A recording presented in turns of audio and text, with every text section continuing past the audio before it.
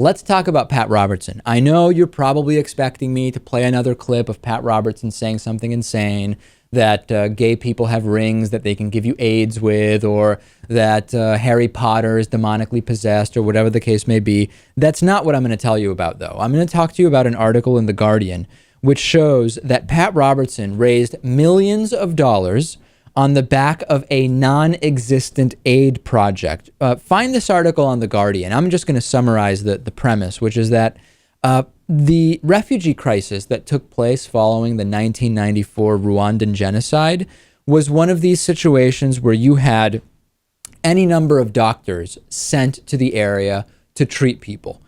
The curious thing was that there were also every once in a while men who would run alongside people carrying stretchers back and forth, holding Bibles, reciting Bible verses, Lewis. Now that might sound a little bit unusual, or it might not. I don't know.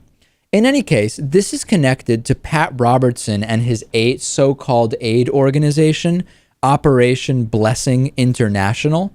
And Pat Robertson was raising a ton of money on his program, and he continues to say all sorts of stuff, including that they sent thousands of doctors as a result of the millions that were donated, that they saved thousands of lives. He said, "We brought the largest contingent of medicine into Zaire, at least the first and the largest." Robertson said that pretty recently on his TV show.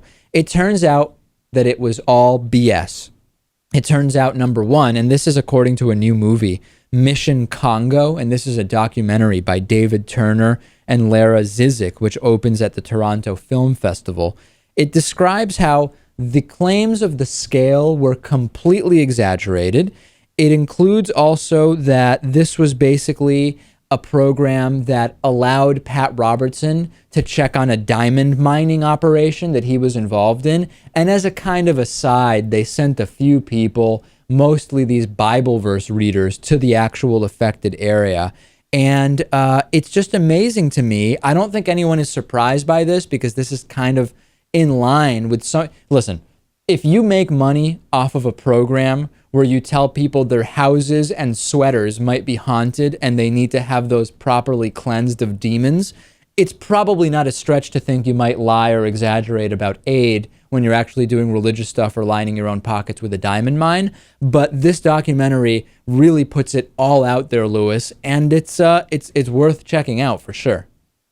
I can't wait to see it. I'm sure Pat Robertson would say that the documentary is possessed and clearly not true at all because of the demons in it.